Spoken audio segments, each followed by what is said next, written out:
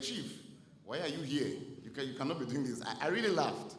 And I think most of us fall into that category where we get put into a box by a title. Like, hey, you're a pastor, you should not be doing this. But before I became chief, I was something else.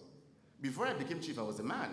Because I became chief, I was a daddy, I was a father. That's right. So chieftaincy alone you cannot give me a title that's below my gifting level.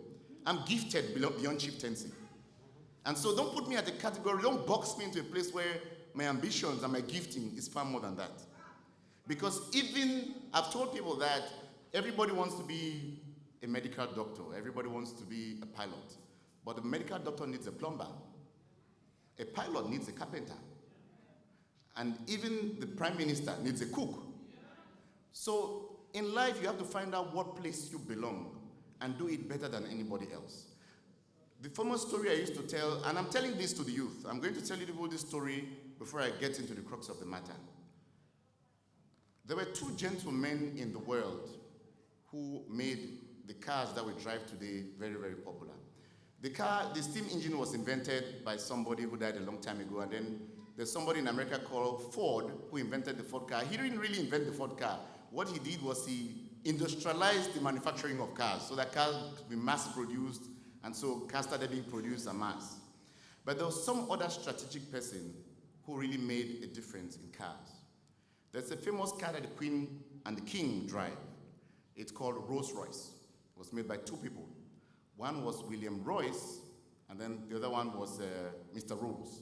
Mr. Rolls was a mechanic, and the white Royce was a businessman.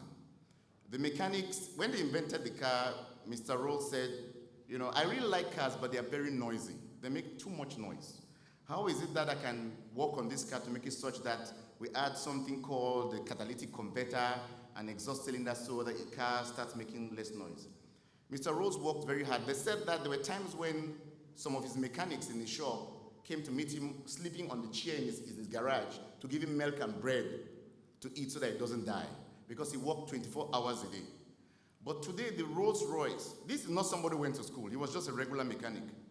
But literature tells us that he was so dedicated to his work in making the car better that he actually died of gastric ulcer because he slept for days in his garage without working.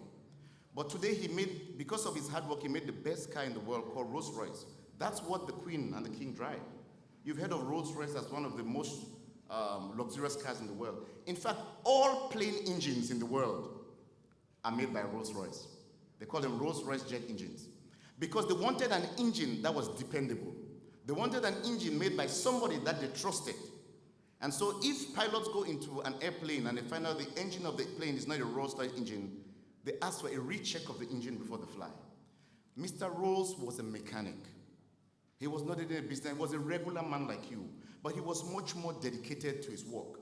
The point I'm trying to say is that if you're a carpenter, please be a good carpenter.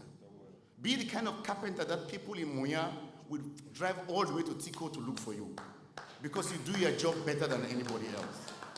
If you are a bricklayer, be a perfect one.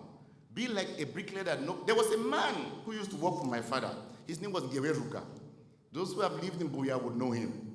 He's a man who walked without shoes all his life as much as I knew him. He only worked for my father and then was a medical doctor for women. He only treated women. He was a gynecologist. He never wore long trousers. He's always wore short trousers all his life. But one thing about Molangewe made him beyond everybody's admiration.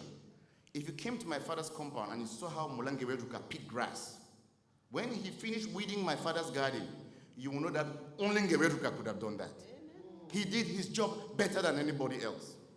And because he was such a good gardener, with little knowledge, little education, little knowledge of anything. In fact, there were days when my father asked Ngewe,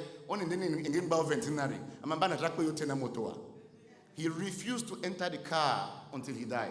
When we had to take the dog to the veterinary, he would actually use the shortcuts and get to the veterinary in class quarters, where we entered the car with the dog all around.